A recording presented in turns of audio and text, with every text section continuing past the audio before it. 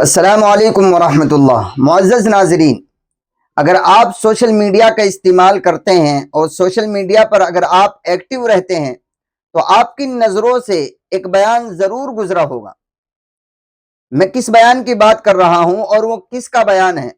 जी हाँ, वो बयान है हज़रत अक़दस हज़रत मौलाना अरशद मदनी दामत बरकातुहुल आलिया का।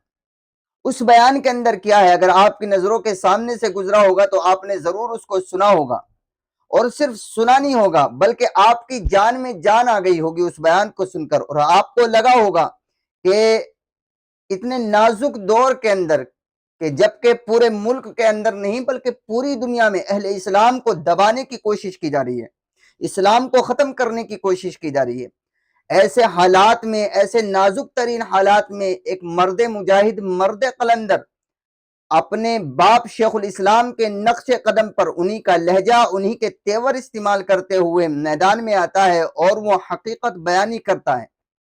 जी हाँ, उस बयान के अंदर हजरत अक़दस मौलाना अरशद मदनी दामत बरकातुहुल आलिया ने क्या कहा है, मैं आगे चलकर उसको बयान को आपको सुनवाऊंगा भी, लेकिन उससे पहले आप ये समझ लें कि उस बयान को लेकर सोशल मीडिया पर कुछ अंधभक्त हैं, गोदी मीडिया के अंधभक्त हैं, कुछ सत्ता पक्ष के जो हैं अंधभक्त हैं, इख्तिदार में बैठे लोगों की जूतियां सीधी करने वाले कुछ लोग हैं जो उस बयान को लेकर बहुत आलोचना कर रहे हैं और कह रहे हैं कि हम इस बयान की बिल्कुल कड़ी मजम्मत करते हैं क्योंकि ये बयान देश हित में है। वो ये कह रहे हैं कि ये बयान देश हित में है। हमें ये समझ में नहीं आता कि इस मुल्क के अंदर सरकारों की पोल खोल देना या हकीकत बयानी कर देना या हकीकत से जो है पर्दे को हटा देना, जो हकाइक हैं उनको सामने ले आना और हक गोई कर देना, ये देश हित में कैसे हो जाता है? भाई, इक़्तिदार में चाहे कोई भी हो, अगर वो गलत कहेगा तो उसको गलत ही तो कहा जाएगा। अगर सच बोलना भी देश हित में है तो फिर देश पक्ष में क्या बात कही जाए? क्या है देश पक्ष का मतलब? तो कुछ लोग हैं जो हजरत मौलाना अरशद मदनी दामत बरकातुहुल आलिया के इस बयान को जो है वो देश हित में कह रहे हैं। और वो सिर्फ ऐसा नहीं है कि हाँ वो कोई दूसरे कल्चर के या दूसरे रिलीजन से, नहीं नहीं, ऐसा नहीं है। उनके चेहरों पर दाढ़ियां बाकायदा माशाल्लाह जुब्बे कुब्बे में, टोपियों में वो आपको नजर आएंगे।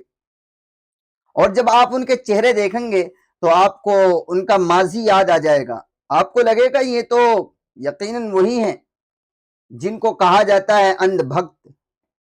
पहले नाजरीन, आप हजरत अक़दस मौलाना अरशद मदनी दामत बरकातुहुल आलिया का उस बयान को सुने। चलिए स्क्रीन पर उस बयान को सुना जाए।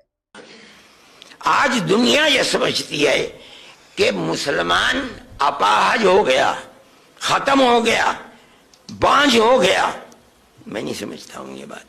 क्या बात है कि आज दुनिया का मुसलमान, एक आदमी न्यूयॉर्क का मेयर बन सकता है, ममदानी लंदन के अंदर मेयर बन सकता है, एक खान हिंदुस्तान के अंदर किसी मुस्लिम यूनिवर्सिटी का कोई आदमी वाइस चांसलर नहीं बन सकता। और अगर बनेगा तो आदम खां की तरह जेल के अंदर जाएगा, इकबाल की तरह औलाद जेल में डाल दी जाएगी। आज देख लीजिए अल-फलाह का क्या हो रहा है, जेल में पड़ा हुआ है और कितने साल जेल के अंदर गुजरते हैं नहीं जानता कोई आदमी।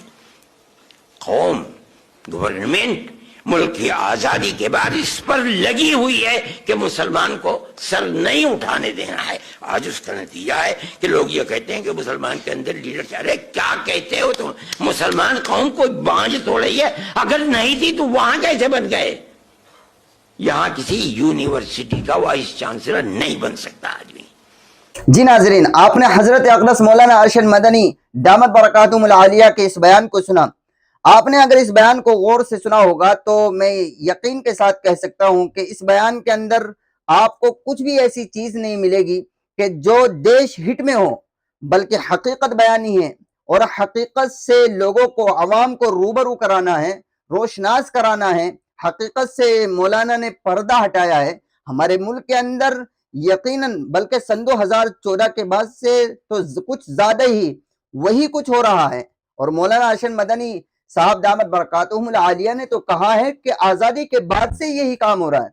और यकीनन है जो तारीख जानते हैं, तारीख पर नजर रखते हैं, हालात से गहरी वाकफियत उन्हें है, वो इस बात से इत्तिफाक करते हैं, वो इस बात को मानते हैं कि बिल्कुल एक कल्चर के साथ, एक कम्युनिटी के साथ, एक समुदाय के साथ आजादी के बाद से इख्तिदार में बैठे लोग, सत्ता पक्ष लोग वो यही व्यवहार करते हैं, यही बर्ताव और यही सलूक करते हैं जो आजकल एक समुदाय के साथ, मुस्लिम समुदाय के साथ या और दीगर कुछ लोगों के साथ में इस तरह का अन्याय हो रहा है। लेकिन हजरत मौलाना अशद मदनी साहब दामद बरकातुहुमुल आलिया के इस बयान की आलोचना करने वाले कौन लोग हैं, आइए जरा उस वीडियो को भी सुना जाए जिनको अनवक्त कहा जाता है। जरा स्क्रीन पर उस वीडियो को गौर से सुना जाए। देखिए, जिस तरह से मौलाना अरशद मदनी का सामने बयान आया है, मैं उसकी मजम्मत करता हूं,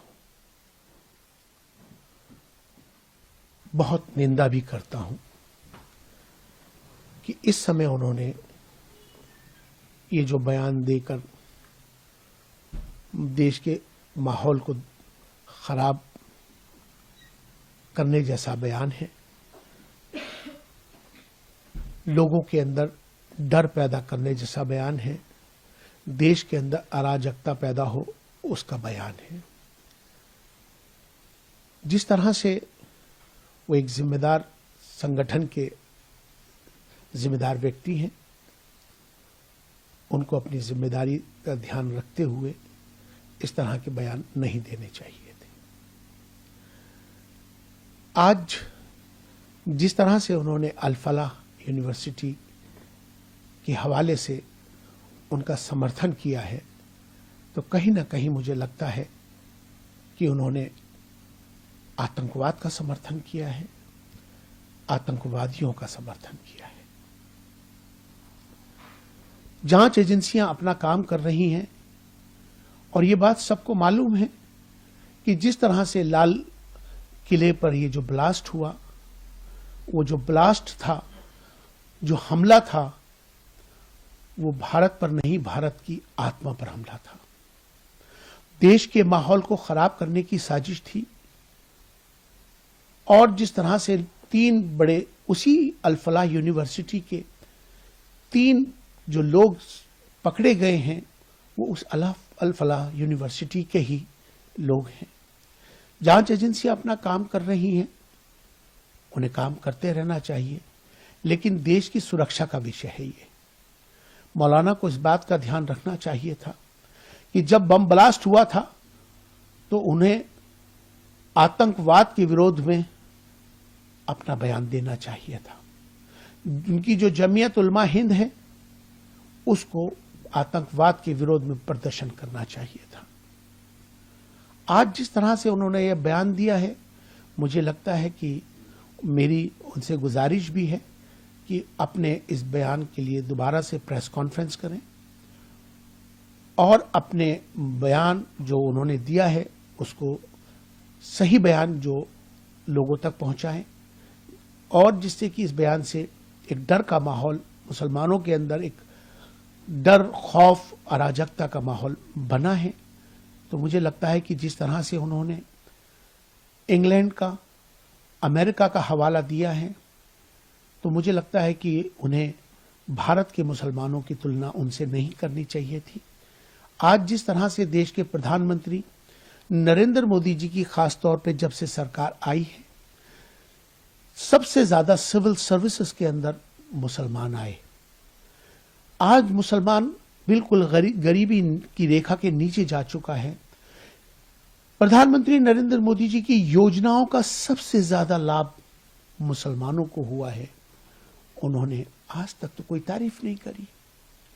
उन्होंने आज तक तो कोई ऐसा बयान नहीं दिया कि नरेंद्र मोदी जी मुसलमानों के हक में भी और पूरे देश के हित में काम करते हैं।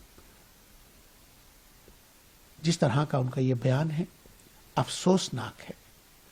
मुझे लगता है कि उन्हें अपने दोबारा से सोच विचार करना चाहिए और दोबारा से पूर्ण विचार करने के बाद उन्हें प्रेस कॉन्फ्रेंस करके अपनी बात को सही रखनी चाहिए।